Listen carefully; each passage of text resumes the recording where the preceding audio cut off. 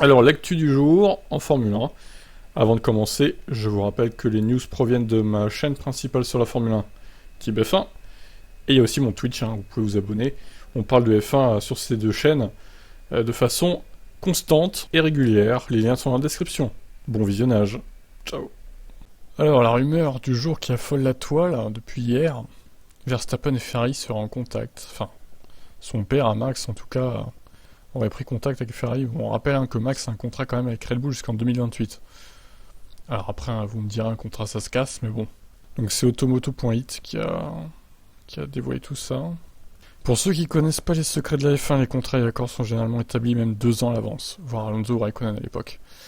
Lors de la Coupe du Monde, il y a eu des mouvements et des contacts qui laissent présager un possible changement de décor pour 2024. Tout découle de la situation de Red Bull et de ses partenaires. Cette équipe, après avoir été au centre des accords puis sauté avec Porsche, est en voie de renouvellement. Donc une société de merchandising qui remplace Puma, le partenaire de 10 ans de Red Bull, avec d'autres changements à venir la semaine prochaine. Puma a payé quelque chose comme 6 millions d'euros à l'équipe pour le merchandising il y a quelques années. Il est logique de penser que le nouveau partenaire a payé plus. Mais pourquoi Red Bull cherche-t-il de l'argent sur le marché, mais surtout pourquoi faire exploser l'accord avec Porsche qui aurait garanti certitude et solidité à l'équipe pendant des années? Parce qu'il se passe quelque chose qui pourrait changer les scénarios et Horner et Marco travaillent pour donner une continuité au projet. Dans cette perspective, le changement d'attitude de Max Verstappen n'aura pas échappé. De l'accusation de fraude de Ferrari au style 2019 au respect de l'équipe et des mots pour l'équipe et Charles Leclerc, son digne rival, ce n'est pas que Max s'est adouci, il est toujours le même. Le fait est que son père, en bon manager, a déjà pris contact avec des gens de Ferrari pour sonder l'avenir et comprendre ce qui pourrait arriver à Maranello. Rien ne se passera de sitôt, a déclaré la source. Si ça se produit, ce ne sera certainement pas en 2023 ou à peu près. C'est-à-dire que tout reste tel quel, à moins que quelque chose ne change les scénarios. Et c'est là aussi qu'interviennent les déplacements de Nicolas Todd. En excellent manager, ils sont déjà, sous prétexte de suivre Théo Pourchaire, son pilote en F2, les diverses activités des équipes au sommet de la F1. À commencer par Alpine, avec qui il y a eu un contact permanent. Verstappen chez Ferrari, pour l'instant, c'est un rêve du pilote néerlandais jamais évoqué publiquement, mais l'intrigue de son père Jos, qui pour son fils déjà champion du monde verrait bien arriver à Maranello, comme corollaire d'une carrière unique. Et Red Bull attend son avenir que Verstappen n'est apparemment pas si sûr de vouloir suivre. Ouais, bon, ça me paraît un peu gros tout ça. Je pense que Verstappen, alors je dis pas qu'il va peut-être aller au bout de son contrat non plus, peut-être qu'il va se barrer avant, mais pas avant 2026-2027, pour moi. Il est encore là à long terme avec l'équipe. Je le vois pas aller chez Ferrari, par exemple, dès 2024 ou 2025, ça me paraît tôt. Mais bon, à F1, on sait que tout est possible, on sait jamais. Qu'est-ce que vous en pensez, vous? Ciao. Le clan Verstappen impliqué dans le scandale de ses sponsors. Ah ah, qu'est-ce qui se passe là? Un sponsor personnel de premier plan de longue date du champion du monde, Max Verstappen, est au centre d'un scandale majeur aux Pays-Bas. La maison appartenant au PDG et propriétaire de la chaîne de supermarché Jumbo, Fritz von Erd, a été perquisitionnée par la police la semaine dernière dans le cadre de ce que Eindhoven News a décrit comme une enquête sur du blanchiment d'argent. Le rapport indique que le blanchiment d'argent s'est produit par le biais de transactions financières, y compris la participation à des courses automobiles. Ah ah. Raymond Vermeulen, qui gère la carrière de l'actuel leader Verstappen, du championnat du monde, a déclaré que le clan Verstappen ne sautait pas aux conclusions suite à ces révélations. La prudence est de mise, nous attendons que les faits soient sur la table, nous avons été en contact avec Jumbo et la gestion du marketing continueront comme d'habitude. Dans le même temps, Vermeulen éloigne le clan Verstappen de Van Erd lui-même. Nous avons des accords avec Jumbo, la chaîne de supermarché ne fait pas partie de l'enquête. Ça a été clairement indiqué, soyons prudents, avec toutes sortes de choses suggestives, et attendons que les faits sortent. Et oui, regardez, Max Verstappen en prison pour blanchiment d'argent. Non, je rigole évidemment. Il n'est pas impliqué directement. Le titre est un peu putaclic, il faut le dire. Donc je vais pas mettre ce titre-là. Mais bon, attention quand même, parce que ça éclabousse pas sur Max et sa famille. Tout ça, allez, ciao. Russell propose un remaniement du format des courses sprint. Qu'est-ce qu'il nous propose, Georges, là? Voyons. Tac. Bien que les équipes aient voté en faveur de l'extension du nombre de courses sprint, la suggestion de Dominique Hallyard a reçu une réaction mitigée de la part des pilotes. Le leader du championnat Verstappen était plus virulent dans son opposition. Bien que Russell soit favorable à l'idée du PDG, le pilote Mercedes a concédé qu'elle n'est pas sans poser de problème. Je pense effectivement que c'est assez excitant pour tout le monde quand vous lancez dans cette course sprint et que vous vous battez pour quelque chose chaque jour. Ces voitures sont terriblement complexes et vous avez besoin de ces séances d'entraînement pour mettre la voiture dans la bonne fenêtre d'utilisation. Il y a tellement de marge d'erreur pour se tromper dans les réglages, vous pouvez être totalement hors de la fenêtre, avec seulement une séance et quelques drapeaux rouges, ou si vous avez un problème mécanique, alors c'est pratiquement fini pour votre week-end. Je suis définitivement ouvert à ça. Peut-être que nous devons être en mesure de faire des changements de réglage après les qualifs et après les courses sprint, plutôt que d'être sous parc fermé à partir du vendredi après-midi. Alors le MotoGP, du coup, tous les week-ends, un sprint en 2023, il estime que c'est audacieux. Les motos et la F1 sont deux choses très différentes, et avec 2 roues en moins. Merci. Merci Georges. Il y a plus de chances de faire des erreurs ou de tomber et de se blesser. Je suppose qu'il y a un peu plus de marge d'erreur pour nous. Globalement, avec la direction que prend la F1, nous traverserons une grande période de changement en ce moment. Nous devons tous être reconnaissants pour le travail que fait la F1. Très bien. Ouais, bah après, quand il dit il n'y a qu'une seule séance pour régler sa voiture, c'est pareil pour tout le monde. De toute façon, tout le monde est logé à la même enseigne, donc je vois pas le problème, perso. Justement, il y a plus de risques de se planter, et donc ça fait plus de spectacle en prévision. Et une écurie pourrait potentiellement moins dominer. Le fait qu'il y ait moins de séances d'essai. Donc, bon, à voir. Je sais pas ce qu'ils vont décider, la F1, pour 2023. J'ai hâte de savoir, en tout cas. Ouais, ciao. Alors, bon, le point Kimi est un peu plus rapide, pour le coup. Il parle de Kimi en disant que, voilà, au sujet du pilote le plus rapide avec lequel il a travaillé, Zender ne choisit ni Massa, ni Villeneuve, mais plutôt Kimi Räikkönen. Le plus rapide en termes de talent, c'était Kimi, c'était clairement Kimi. Et désormais, beaucoup de gens disent s'il avait pris les choses plus sérieusement, il aurait pu remporter de multiples championnats du monde. Alors, plus sérieusement, moi je veux bien, mais en 2003, c'est sa voiture qui pose problème, sa fiabilité. Pour avoir vu récemment la saison 2003, je peux vous dire qu'il était à fond, le gars. C'est plutôt sa voiture qui a posé problème, tout comme en 2005, la fiabilité d'ailleurs. Même si la McLaren 2005 était une fusée, elle n'était pas fiable. Je pense qu'avec ce qui lui est arrivé en 2003, où il perdait le titre pour 2 points, et en 2005, où il connaissait trop d'abandon mécanique, il devrait être triple champion du monde. Kimi possédait un talent pur. Ouais, bon, au final, il a eu un titre, c'est déjà pas mal. Certains en ont eu 0, donc... avec des si, encore une fois. Donc voilà, alors à vous de me dire, lequel des trois était le plus talentueux, Räikkönen, Massa ou Villeneuve. Allez, ciao. Alors Villeneuve était bien plus expérimenté que Massa, et il comptait un titre mondial sans palmarès. Zender explique pourtant que c'est le Canadien qui avait le plus besoin de soutien pour réaliser des performances optimales. Jacques, c'était un peu bizarre pour moi, avait besoin de motivation. Il avait besoin d'être poussé pendant une course. L'ingénieur lui disait « Tu dois pousser davantage, tu dois freiner plus tard au virage 1. » Vous faites toujours du coaching de nos jours, mais la quantité dont Jacques avait besoin était très spéciale. Jacques avait besoin de coaching, quoi. Bah alors, ça alors.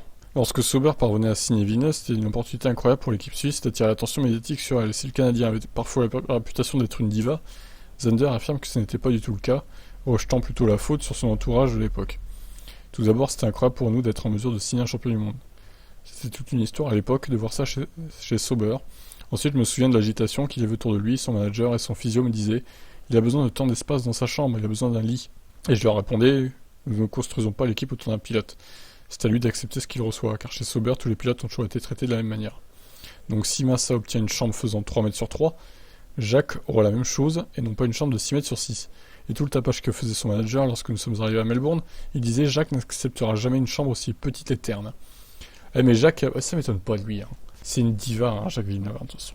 Il se plaint tout le temps, là. Toujours à critiquer, au final. Même en tant que commentateur, c'est la même chose. Et s'il n'y avait pas le moindre problème avec lui, il était facile à gérer. Toutes les rumeurs disant que c'était une diva n'étaient absolument pas vraies. Ou alors c'est le manager qui en faisait trop, je sais pas, mais c'est quand même étonnant. C'était super de travailler avec lui, nous avons vécu de bons moments. Alors une grosse news là, je vais diviser en 3 parce que ça parle de Massa, Räikkönen et Villeneuve, et oui. Donc c'est Beat Zender, directeur sportif de la Formule 1, qui est revenu sur le début de carrière des astres de Massa en Formule 1. En 2002, McLaren 5ème place comme étant meilleur résultat en course. Sauber n'était pas convaincu par le Brésilien et décidé de ne pas le conserver après 2002. Plutôt que d'évoquer un manque de vitesse, Zender évoque un problème d'attitude chez Massa, qui était un enfant qui refusait d'apprendre. Ah là là, terrible.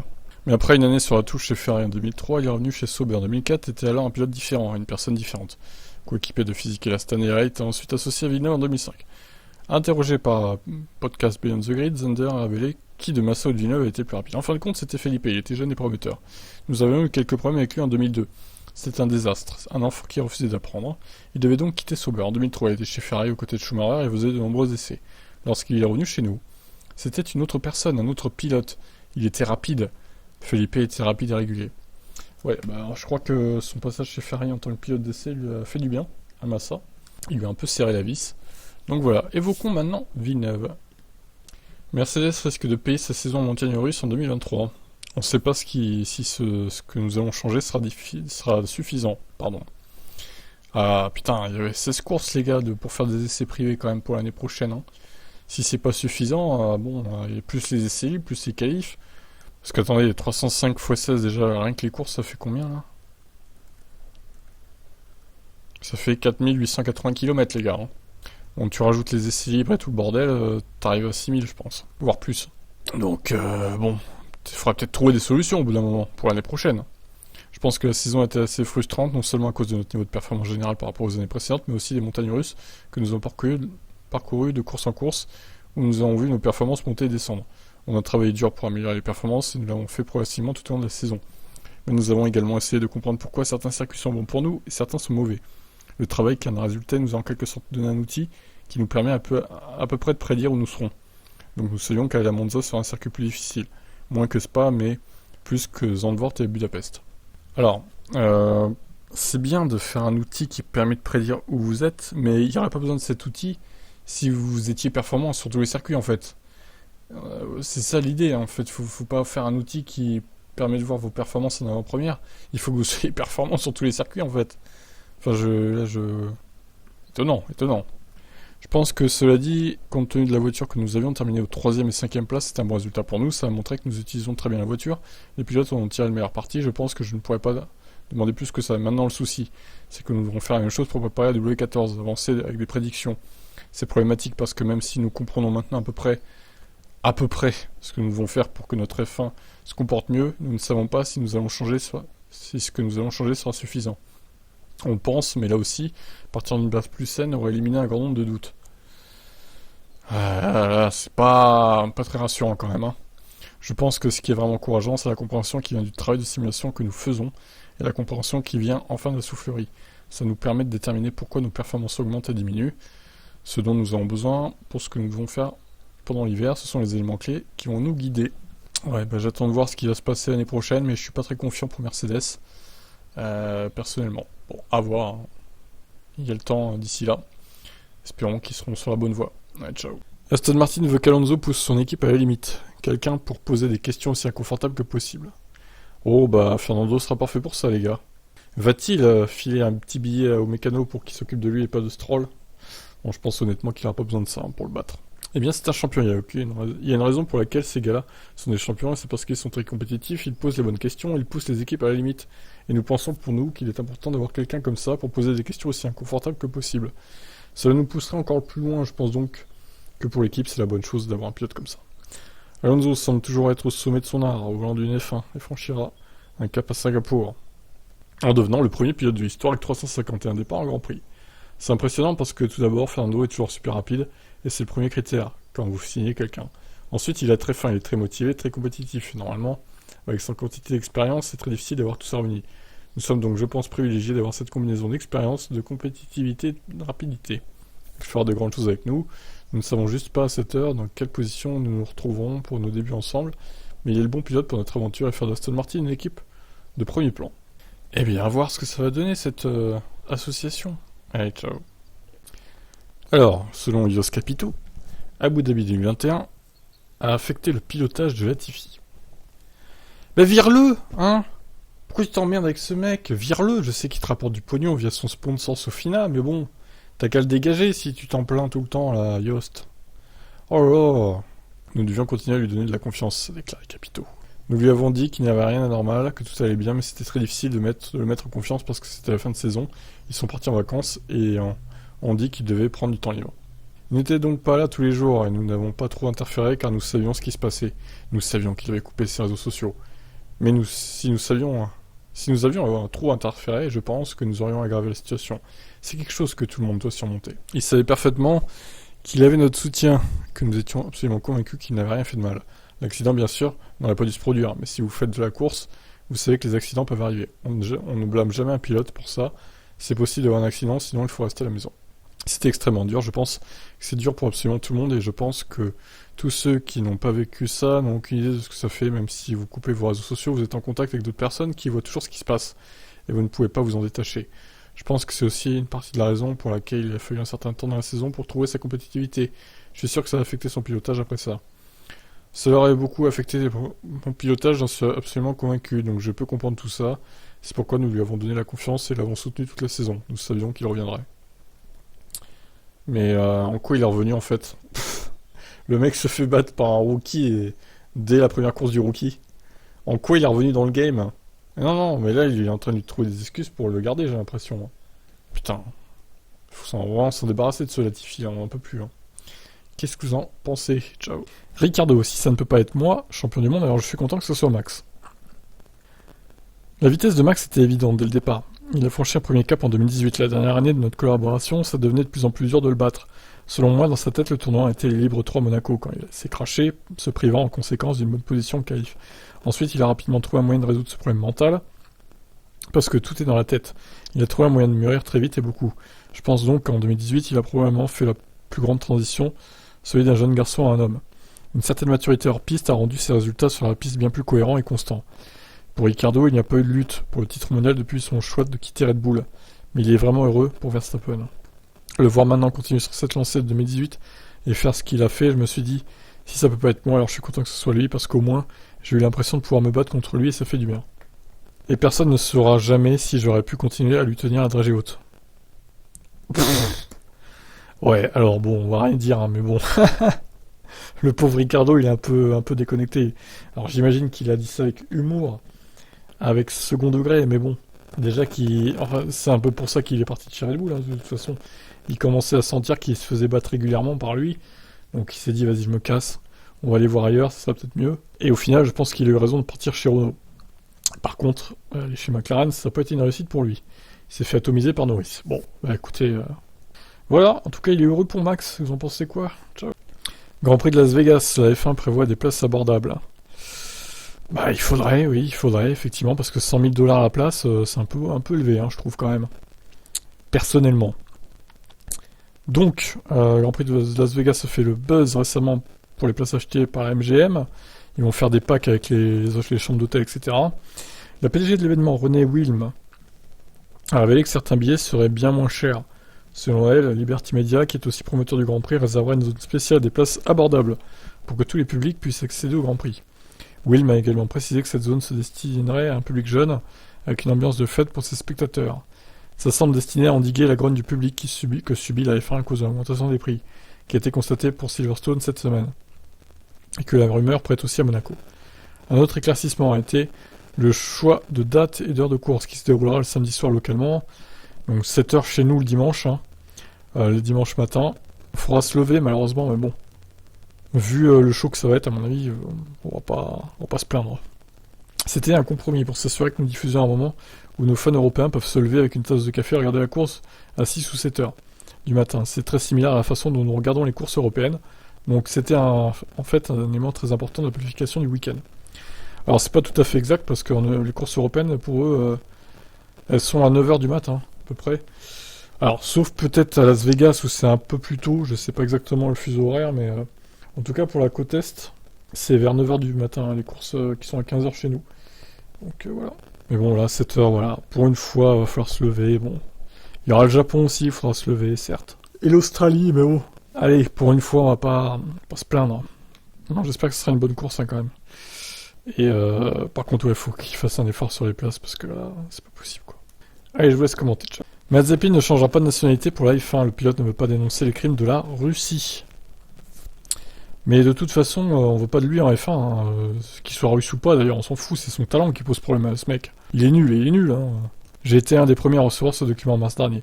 Mais je voudrais vraiment que les athlètes aient la possibilité de rester neutres. La solution de Constantin Zvistov, copilote au Dakar, a été renoncée à sa citoyenneté russe, ce qu'a aussi fait le réserviste de Ferrari Robert Schwarzman, qui court désormais sous licence israélienne. Vous ne pouvez pas blâmer personne pour ça. Nous sommes des athlètes et chacun a son propre choix. Zitlov n'est pas le seul. Schwarzman a fait la même chose, mais c'est une question de considération personnelle. Si vous voulez abandonner votre pays au profit de votre sport, c'est votre choix, mais je ne le ferai pas. Mais même si tu changes de nationalité, mon pauvre gars, tu crois vraiment que quelqu'un va te prendre? Un peu de bon sens, Nikita, s'il te plaît, quoi. N'importe quoi, là. Mazepin, dont la famille a attaqué As en justice, n'a pas été surpris de la position du champion d'échecs russe, Sergei Karjakin, interdit de compétition après avoir soutenu l'invasion de l'Ukraine. Les propos ne m'ont pas surpris, je connais bien Sergei, je connais sa position et je le respecte. Merci. Bon, est-ce que vous souhaitez revoir Mazepin en F1 sous une autre nationalité? Allez, je sais pas moi, quelle nationalité on pourrait lui mettre? Japonais? Qui rappellerait Yuri Ide comme ça? Allez, ciao.